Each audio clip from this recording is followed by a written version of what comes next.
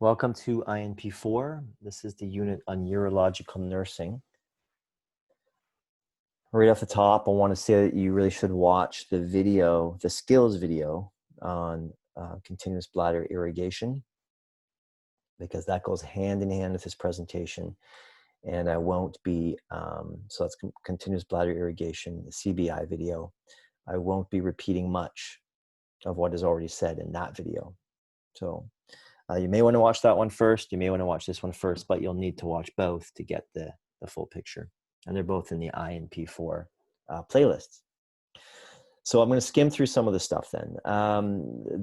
If you have the pathway in your Moodle shell, you may not. It's not the end of the world if you don't. A pathway basically is something that shows day to day what to expect after surgery. And you can read through it for interest's sake. You don't expect it to you don't have to memorize it. But let's just take a look at the example here with CBI here. So if we look at post-op day 1, let's see here, day of surgery, which would be post-op day 0.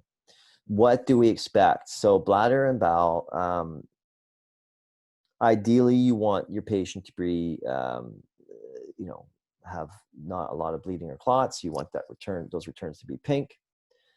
But nonetheless, you can see right in the post-op day 0, they've got the allowance for the CBI. They're asking you to talk about the drainage and choose what it is. So, I mean, it could be moderately sanguineous still. That would not be unreasonable in post-op day 0. Let's contrast that with, say, post-op day 2. Let's just say, what are they expecting by this time? Well, they're expecting that the catheter is actually out by then. Not only is the CBI DC'd, remember we talked about this in the other video, but the catheter is also being DC'd. Those are two separate DC orders, to be very clear. DC CBI is one order, but they still have a catheter in. Then later on, DC catheter. Two separate orders, sequential, and it might be some time apart. So by day 2, it would be reasonable to expect that everything's checked out and the patient now has the catheter removed and they can void on their own without difficulty. Well, then they're getting pretty close, ready to discharge. Of course, it doesn't always go down that way. And then those are exceptions and those need to be charted about. But that's an example of how a pathway works for this particular unit. Then I want to talk a little bit about, I'd like to talk a little bit about one of the questions. The self-study questions are pretty self-explanatory. You can go through them yourself. I'd like to talk about the last question though. I talked about it in the video here already, but I want to touch base on it again because it's so critically important to these patients. So just a couple of quick points from the PowerPoint. Why might you get this? Oh, okay, well, benign prostatic hypertrophy, you can read up on that on your own. Obviously, that's a male issue, and that might need some kind of surgery, like a resection, and then you'll need a CBI afterwards. Bear in mind, again, it could be for bladder resection, which affects male and females. So complications, you basically can have a blockage in the catheter, causing increased pressure in the bladder, causing fluid to back up into the kidneys, causing hydronephrosis, causing renal failure. You can also get infections from catheters and from urinary retention. Also, a whole lot of discomfort that comes with that. So those are some complications. We'll talk a little bit more about this in a minute in terms of what to do when the catheter is blocked and what to assess. This is still going on here about benign prostate hypertrophy.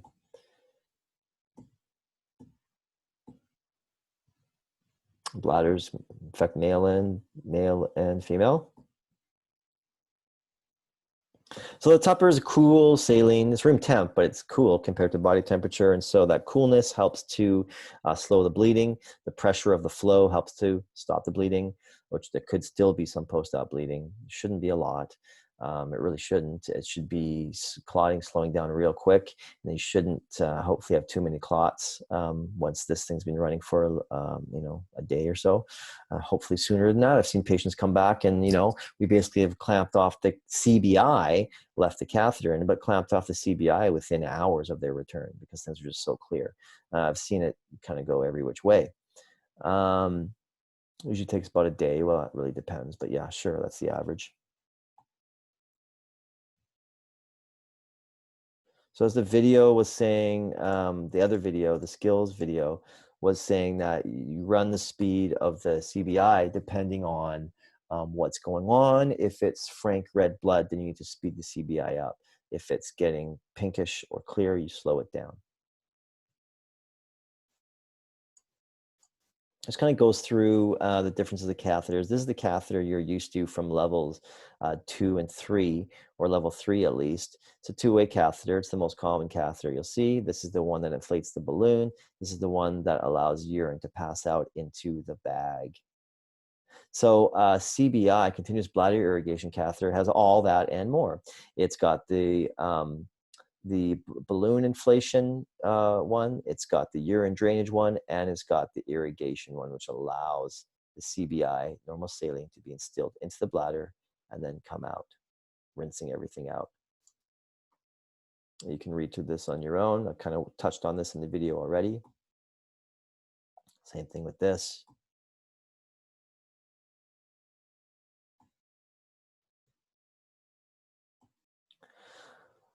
Okay, so I just want to talk about the last question to reiterate a point made in the video, the last question in your self-study questions off of Moodle. So I'm not going to read through this question. I'm certainly not going to read through the answer because those are things you could simply do on your own. But I do want to speak to this in a narrative form. Basically, when someone is, whenever you assess a CBI system, you're going to assess this anyways, which I showed in the video. But when someone complains of pain in the bladder, then this becomes especially important, regardless of if they describe it as a spasm-like pain or a sharp pain. It doesn't matter how they describe the pain. If they've got any kind of pain in their bladder, the first thing you need to do is rule out obstruction of the catheter.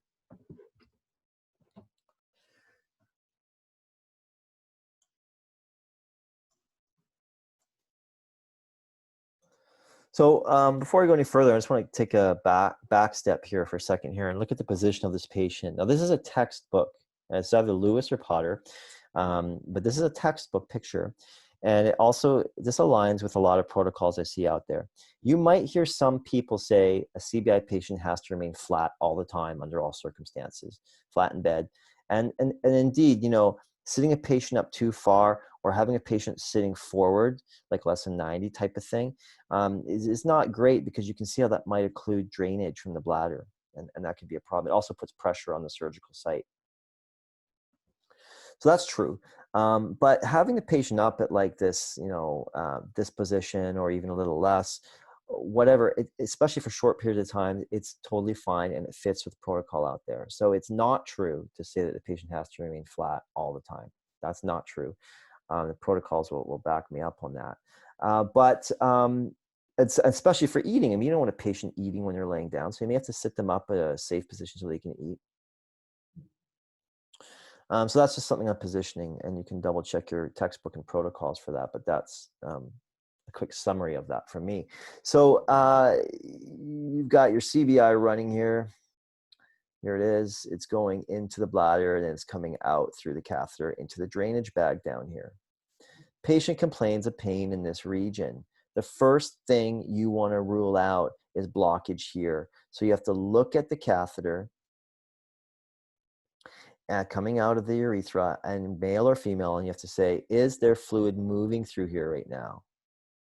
If there is, and you can tell if there's fluid moving. If you can't tell if the fluid's moving or not for whatever reason, then you look at the bag and you literally see, is there drips going into the bag? And you kind of compare that to, what rate is it dripping at here? Is it kind of equal? If it is, then you don't need to worry about obstruction. It's not that. Maybe it's spasm. If it looks like it's blocked because nothing's moving in here, things are stagnant, or the tube is totally empty, there's nothing in it at all, or there's no drips, and there's no drips happening down here at all, and this is running, chances are you've got an obstruction. So for now, because I know different placements have different policies, as a student at this point, you can clarify policy later when you're working there, because I know that some places LPNs are allowed to irrigate catheters. Anyways, I don't want to get into that right now. As a student, nonetheless, you don't want to get into that as a student. You want to, if you find the situation, what you need to do is stop the CBI from running right away. Just do it yourself. Just clamp the CBI off here so no more is going into the bladder. Then very quickly, you need to collaborate with the registered nurse, or the primary nurse, might be an LPN who's allowed to irrigate, and get this hand irrigated, which we don't show you that skill because we're not going to have you do that as an entry-level competency. But you hand irrigate, they will hand irrigate, this catheter, and hopefully clear it up and then restart things up again. So summary, patient complains of pain in the bladder region. They have a CBI running. Your first job is to rule out catheter blockage. If you rule it out, continue on then. Give them the B&O suppository, whatever. If it is blocked, collaborate and deal with it right away. The first thing you want to do is stop this from running in. We had a situation at St. Paul's years ago with a student. Patient complained of pain in the region. Student went to the RN who was in another room, and the RN didn't come and assess the patient. She simply said, oh, okay, we'll go and give the B&O suppository. And the student came to me and said, I'm going to give the B&O suppository. And I said, why? And they explained to me why. And we went there and we assessed together, and we figured out it was actually blocked, and what they needed was an irrigation, hand irrigation of that tube right away. And it worked. Now, had that not happened, had the student simply given the B&O suppository, how long do you usually wait for pain to subside in the patient? Most meds, the ballpark is around 30 minutes. You wait.